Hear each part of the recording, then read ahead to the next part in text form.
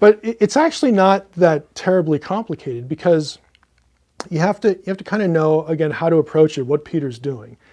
And I like to illustrate it this way. It's all about typology. And people say, what in the world's typology? Well, we know what a prophecy is.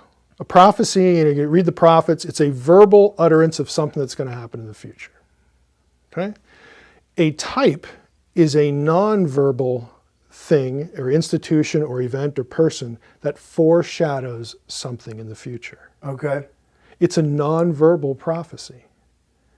So, the Passover lamb is a type of what happens with Jesus. Yep. It foreshadows, okay? Yep. There's a connection there.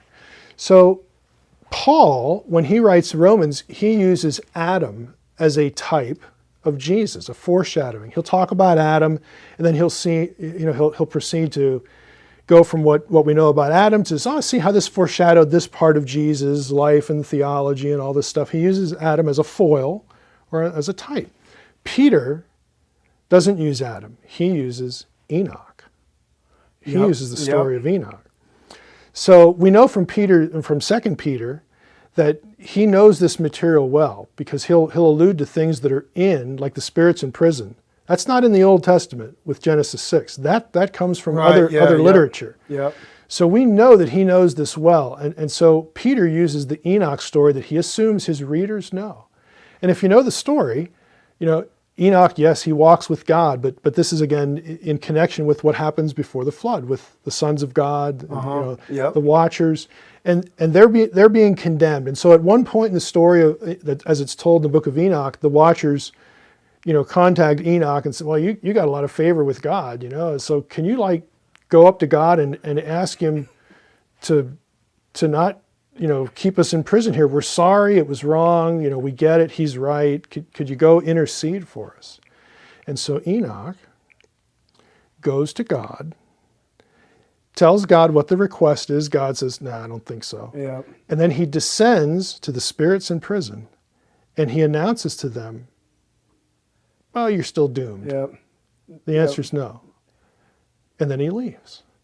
Okay, so Peter knows the story. It's connected with the flood. There you got the ark, the water, the whole bit. That's great. So when Jesus, he uses all that to mirror Jesus. When Jesus dies, he descends. Yep.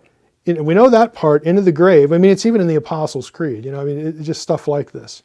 But early church tradition linked baptism, because this is where this story is going to end, with baptism, to a denunciation of the dark powers in the baptismal formulas, because their idea was Jesus goes down there, he preaches to the spirits in prison, which are not the dead humans. It's these guys. Yes. That caused all this. And I think a lot of Christians would even think, the dead spirits, so those are righteous people that died, and now they're getting to hear the gospel. They're the ones that are in prison, and so Jesus goes down there, and again, this is Mike's paraphrase, but it's like, I know you didn't expect to see me here, fellas, and you probably think that the rest of your compatriots won because I'm dead.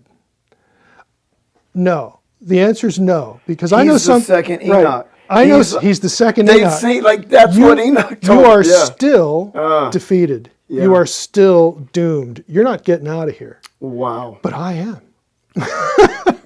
I'm. So that's where the resurrection comes in. So Peter uses the story. So is that he led captivity captive? In other words, that's something different. Okay. There's parts of it that are related, but it's something different, because that is conquest language for the dark powers. So that's when that's probably with the ascension, and then the coming of the Spirit and all that.